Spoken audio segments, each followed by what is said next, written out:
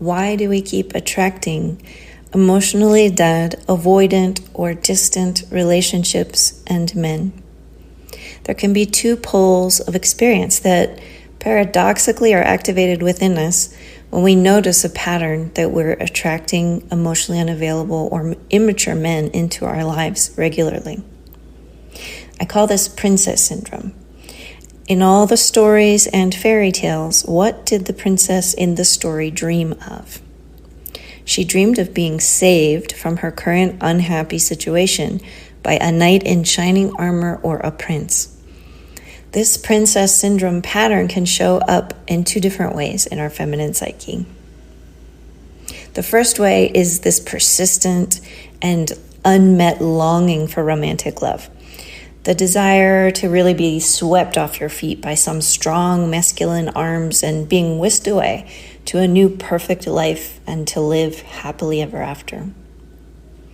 When the feminine is obsessed with these sorts of fairy tale narrative stories and romanticized images of men and women in deep penetrating love with one another, this focus towards external desire fulfillment with someone who will take her away from herself will keep her from actually creating that true love in reality.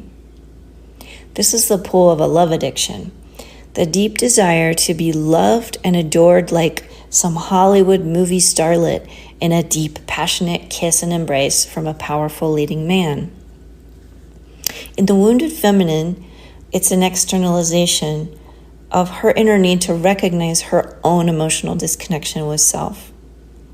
When we seek another to love and adore us to the exclusion of looking within to do the job, and when this becomes a deep longing that can really move towards an obsession, it's indicating a lack of depth in our own internal emotional connection. Our longing for deeper connection and deeper emotional intimacy will always have to begin by diving within to find the parts of ourselves that actually feel abandoned and unloved. We're called to explore the places within where we are emotionally disconnected. When we look inside with a little more awareness, we might find that we actually don't know how to reach out to others for authentic emotional connection. And we probably never learned this in our childhood. It was never modeled for us.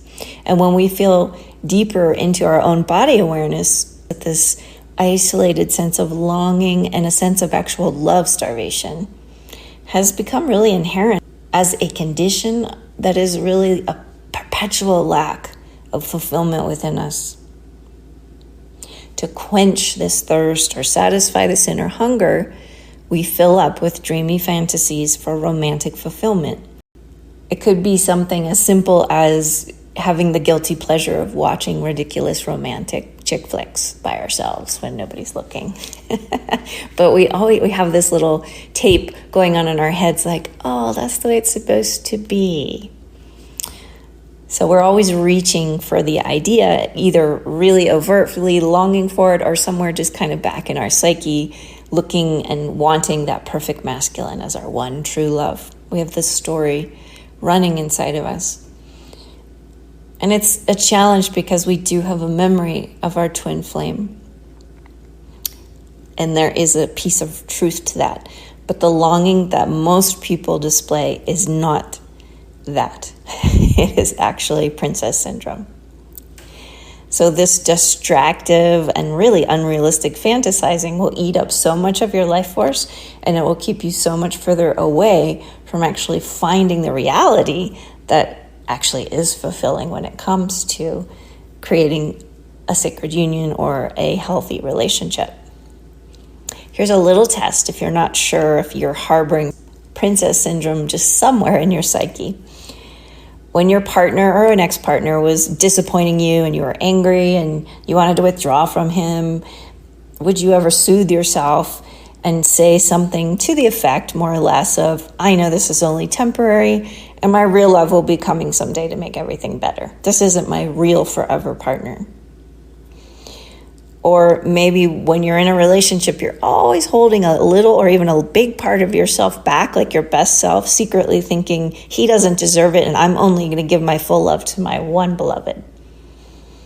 that could be a little clue that you are harboring a little bit of princess syndrome, which is okay. It's really common in the feminine psyche. Nothing to be ashamed of. But you have to remember that you're always your own savior, knight, and prince. You're your own beloved. And to find the beloved, we become the beloved, and we show up fully as the beloved we have become. And there is so much narrative and energy in the spiritual world today about the twin flame love or soulmates. And it's unfortunately playing to this love-starved obsession and frenzy in the world more than it is to the actual reuniting process or sacred union of twins and soulmates. While these types of relationships are very real and they are profoundly impactful when they do come into our lives, they don't show up as perfectly matched love at first sight setups that are easy and we live happily ever after once we just have to find the person. They're actually the opposite. Most often, these really important soul contracts are about shaking us out of our illusions and pointing us towards true self-love as the root of a healthy sacred union. The second issue that lives in the wounded feminine psyche around attracting emotionally unavailable men or creating dead relationships is the companion to the love addiction. It's always there tagging along with the love addiction, just a little bit below the surface, so we're not really aware of this part of it. This is the deeper fear of emotional intimacy we're actually holding unconsciously. It turns out it's the feminine, it's us, who's actually emotionally withdrawn and hiding. This push and pull energy of longing coupled to fear and pushing away causes us to find ourselves in emotionally dead, stagnant, closed off, or dismissive avoidant scenarios, which of course only increases our longing. So it's a vicious cycle. It's a loop of suffering and self-sabotage. We're going to attract emotionally avoidant men because we ourselves are emotionally avoidant with ourselves. We attract emotionally dead relationships because we ourselves are living from a numbed out, unfeeling, and disconnected place. So that's where we want to be with someone else. This pattern likely feels familiar. So it's sort of cozy because we probably learned it in our childhood. But when we look with a bit more awareness under the surface of things, we know this is a lie that we're telling ourselves. We know we are dead inside and not experiencing the passionate and enduring connection we truly want to build in our lives because we haven't built it with ourselves. We've escaped into disconnected deadness with an unavailable masculine so we ourselves can hide from ourselves. We know this is safe because his lack of emotional depth or his lack of maturity will never be able to see and call out the parts of us that we're keeping apart from others and from our life and from ourselves. He can't truly see us because we don't want to be seen, so we picked a man that couldn't see us. And that is a form of self-subterfuge. So we begin, as always, with deepening into our awareness as embodiment of those lost and cast out hiding parts of self. We dive within to our own beloved temples, our own bodies, to rescue these orphaned parts of self that we have hidden away or have discarded for whatever reason. We need to journey inside the body to find the true disconnect we have from ourselves. This is where we'll locate it, is in our embodiment practice. We must also attend to the emotional and relational immaturity that we may be harboring that results in a lack of inner awareness as a failure of true knowing of our own deeper needs and desires. This disconnect is accompanied by this princess syndrome, the childish, unrealistic romantic fantasies and entitlements of love that we harbor. I'm perfect and I'm just waiting for the man that's already perfect. These are masks. This is the false self, and it's hiding because we don't want to be called forward, truthfully, into full adult accountability and responsibility for who we are in the world and how we're showing up in the world, in relationships, and what we're creating in each moment as our lived experience. We would rather hide behind a mask or point the finger at someone else to say it's your fault that I'm not happy. So much easier to long for and fantasize for what we desire in some perfected, dreamy reality or to complain about what others are not doing than it is to step into our own full light and to face our own inner shadows. But beyond the shadow lies our true power. Our power sits right behind the shadow. And a fear of intimacy is ultimately a fear of our own power. There's a lot of old jokes we've all heard about women wanting the man to guess what she romantically longs for deep in her heart and soul and then sweep her off her feet with this instinctual masculine power. We want a man to guess who we actually are and see us because we have no idea. This is the fantasy of an emotionally immature little girl. She stays locked in her princess tower of self, which is actually her being locked out of her own deeper emotional depths and power.